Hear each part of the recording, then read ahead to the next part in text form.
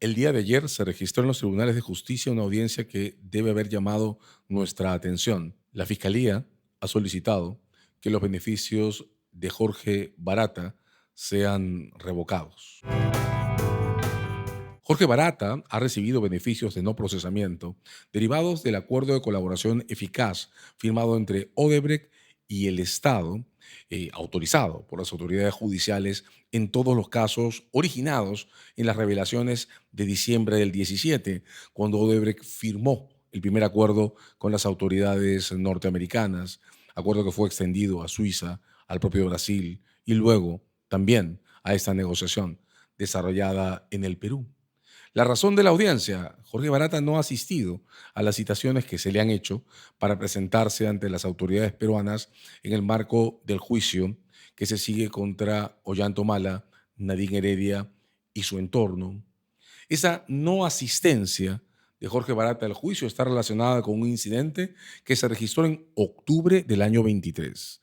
En octubre del 23, la defensa de Humala ganó en el Brasil una orden judicial que prohibió utilizar los resultados de las indagaciones digitales que las autoridades de ese país, el Brasil, hicieron sobre los sistemas electrónicos de Odebrecht. La pieza es importante. Hasta antes de esa decisión, los sistemas digitales de Odebrecht eran el principal respaldo para confirmar que la descripción que sus ejecutivos habían hecho sobre el modo en que se financiaron sobornos o los fondos que se entregaron para campañas en el Perú correspondía a la verdad. Había un registro digital hecho en tiempo real que corroboraba las órdenes, el sentido de las transferencias e incluso los codinomes, los apodos que se utilizaron para registrar a quién se le entregaba qué. La orden judicial emitida en el Brasil, a pedido de la defensa de Ollanta Humala, cortaba la relación entre los relatos obtenidos en el marco de los procedimientos de delación premiada o colaboración eficaz y la evidencia independiente que la Fiscalía había ofrecido ante los tribunales.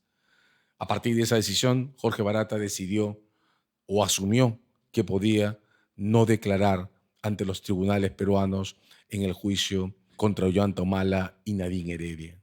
Hace solo unos días, además, se difundió una segunda noticia. La defensa de Jaime Yoshiyama ha solicitado en el Brasil que la orden de prohibición emitida a favor o a pedido de Ollanta Humala se extienda también al caso seguido por los fondos, $1 millón, que Odebrecht habría entregado a esa organización en el marco de la campaña para las elecciones del 2011. Nuevamente, las imputaciones sobre fondos recibidos por Fuerza Popular en ese ejercicio provienen de declaraciones de sus representantes que hasta ahora han estado dadas por confirmadas en atención a la evidencia digital registrada en los servidores y en los sistemas que Odebrecht empleaba para mantener esta suerte de contabilidad paralela que respaldaba o que permitía reconstruir el modo en que se administraron esos fondos. Estamos entonces ante una situación que pone en riesgo la continuidad de ambos juicios. Hay que notar que los procesos, los casos Odebrecht, comenzaron, ya lo hemos comentado, en diciembre del 2017. Ese mes, ese año, las autoridades del Departamento de Estado de los Estados Unidos de Norteamérica revelaron un acuerdo premial, un acuerdo de clemencia, concedido a Odebrecht y a sus funcionarios a partir de la revelación de los montos iniciales de los sobornos que se ha establecido fueron pagados en América Latina y en dos países del África. La intervención a Odebrecht en los Estados Unidos se produjo con ocasión de un punto de contacto entre los movimientos bancarios de la llamada Caja 2, estos fondos mantenidos fuera de la contabilidad de la empresa, y el sistema financiero de los Estados Unidos. Odebrecht estaba intentando mantener un banco abierto, había comprado uno y quería utilizarlo dentro de la red de multiplicación de márgenes de ganancia de los fondos que acumulaba para estos fines ilegales. A partir de diciembre del 2017 se abrió la compuerta de una historia que para el Perú ha representado consecuencias todavía no suficientemente establecidas. En el Perú, la cantidad de dinero utilizado en sobornos y en el financiamiento de campañas ilegales ha más que duplicado los primeros 30 millones que se revelaron en Washington. Las cifras, considerando los números de la propia Procuraduría encargada de estos casos, excede de 80 millones de dólares. Los beneficios por colaboración eficaz de la empresa han sido aprobados judicialmente, no sin polémica, y se han extendido una serie de otros acuerdos, el más importante entre ellos el que las autoridades han firmado con la antigua Graña y Montero, que confirman o que ratifican la estructura general de estos procesos.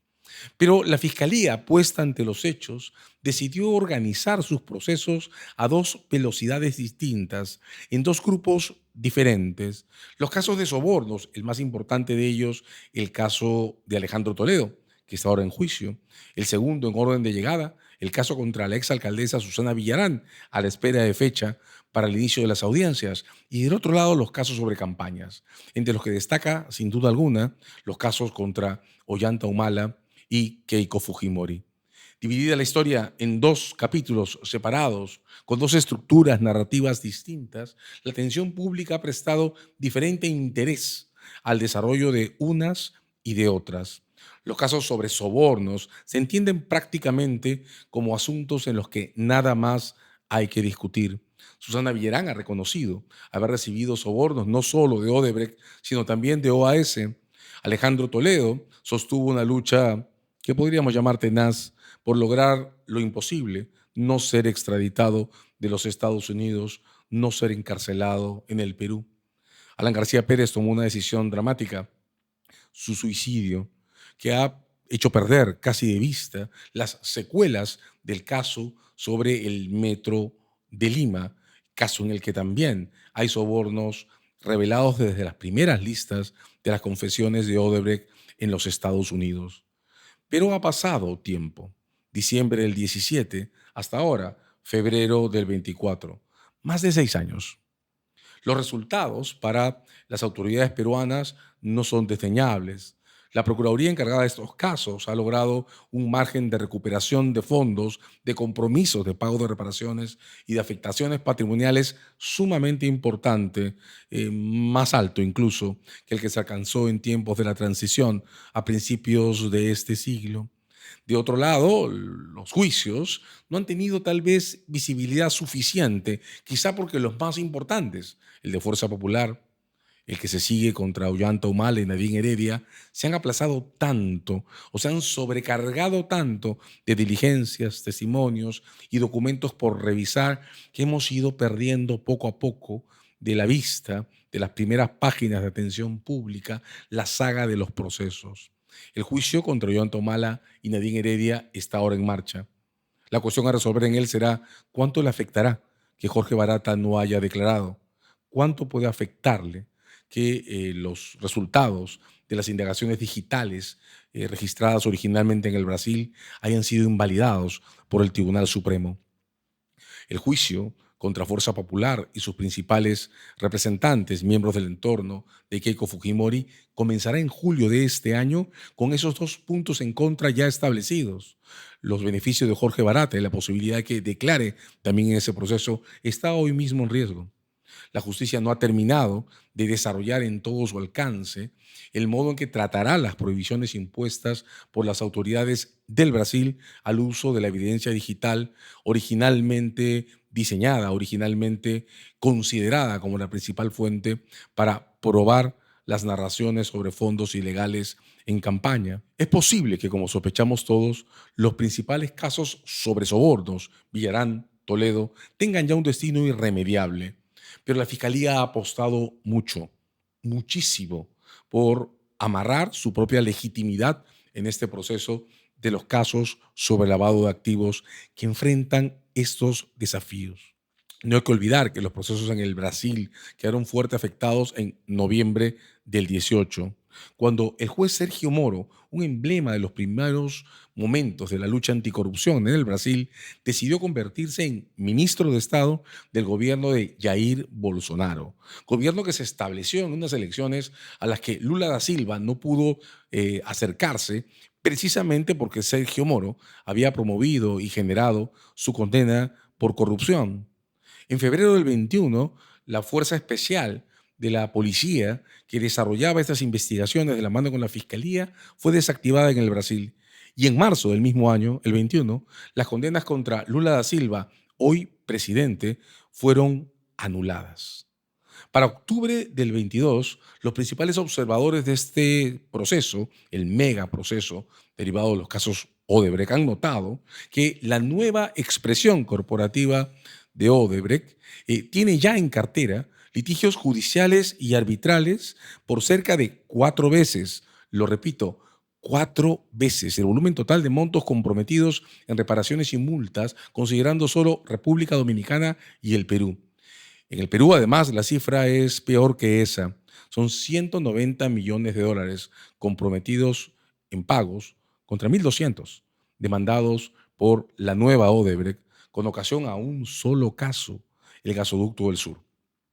Un proyecto que quedó paralizado cuando fueron removidos los fundamentos contractuales de la obra en tiempos del presidente Kuczynski y por el que hay aún pendiente un juicio vinculado a tráfico de influencias y colusión en la asignación de esa mega obra a Odebrecht, un juicio que ha paralizado uno de los proyectos energéticos más importantes del país, el que tendría que abastecer de gas el sur del Perú.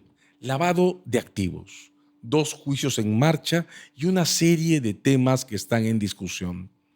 Acciones que se están desarrollando desde el Brasil que pueden afectar la base de pruebas que la Fiscalía diseñó originalmente para organizar estos procesos. Una discusión sobre la sostenibilidad de los beneficios legales de Jorge Barata en el Perú que puede quitarle peso al modo en que la Fiscalía organizó estos juicios. Juicios además montados sobre una cantidad exageradamente grande de testigos y documentos por leer.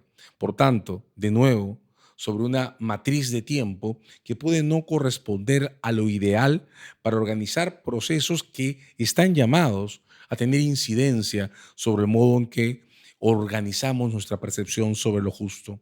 Los casos Humala, Heredia y Fuerza Popular, entonces, están sufriendo las consecuencias de una serie de decisiones que se toman no solo en el Perú, sino también en Brasil. Cuestiones que pueden poner en riesgo la reconstrucción de esos momentos en los que, conforme a la versión original de esos casos, se introdujeron en las campañas del año 2011 fondos originados en la llamada Caja 2, en ese tesoro clandestino que Odebrecht amasó fuera de su contabilidad para pagar sobornos y para financiar política. Financiar política con fondos lavados. La Corte Suprema lo ha dejado establecido. Se puede lavar dinero en actividades económicas regulares, pero también se puede lavar dinero en política.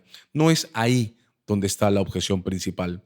La cuestión a resolver será si es posible concluir que quienes recibieron esos fondos en el año 2011, en el año 2010, 5 o 6 años antes que se revelaran las prácticas corruptas de Odebrecht y la existencia de este gran fondo clandestino, la llamada Caja 2, deben responder por haberlos recibido bajo las reglas que sancionan lavar activos o no. La defensa de Ollanta Humala ha dicho más de una vez que aunque niega haber recibido los 3 millones, encuentra que haberlos recibido en el momento en que se dice que ocurrió, antes que quede en evidencia que Odebrecht lavaba activos, no puede ser considerado delito porque quienes recibieron los fondos no tenían cómo saber que la Caja 2 existía. La defensa de Yoshiyama, el personaje de esta historia, quien ha solicitado la extensión de las prohibiciones probatorias que ganó antes Humala, ha dicho más. Ha sugerido, y parece haber logrado demostrar en el procedimiento que para la campaña de Fuerza Popular de los años 2010 y 2011 no solo se recibió ese millón. Ha quedado en evidencia en las investigaciones de ese caso que solo el Grupo Crédito entregó 3.6 millones y solo un empresario en particular, Juan Rasmus, ya fallecido, habría entregado cerca de 3.8 millones. A diferencia de lo que ocurre en el caso Humala, en el caso Fuerza Popular, el entorno de Keiko Fujimori, la pregunta es, ¿existía o no un deber de reconocer que 1 millón podía tener procedencia clandestina cuando la campaña de esa agrupación había amasado solo en dos donaciones más de 7 millones de dólares? En el año 2018, el profesor Iván Montoya ofreció una pista alterna. Iván Montoya sugirió en un artículo publicado en la Universidad Católica que la Fiscalía habría podido llamar a la SUNAT para establecer si en el marco de estas campañas se formaron fortunas clandestinas que pudieran haber sido lavadas de diferente manera. La Fiscalía optó por un camino distinto. Ha insistido que siendo Odebrecht una empresa que ha reconocido prácticas corruptas, sus fondos están maculados y al estar maculados, recibirlos convierte automáticamente al receptor en autor de un delito. Estas son las cuestiones que deberán resolverse en estos juicios. La primera batalla legal fuerte se produjo el año pasado y se resolvió con una decisión de la Corte Suprema que estableció que la responsabilidad de quienes percibieron los fondos tenía que ser probada en juicio con una reconstrucción detallada de las circunstancias en las que esa recepción se produjo. ¿Podrá hacerse esa reconstrucción con las prohibiciones impuestas desde el Brasil? ¿Podrá hacerse esa reconstrucción sin la declaración de Jorge Barata, al que la propia Fiscalía presentó como factor principal de estas investigaciones? Esas son las cuestiones que a partir de estos tiempos habrá que resolver.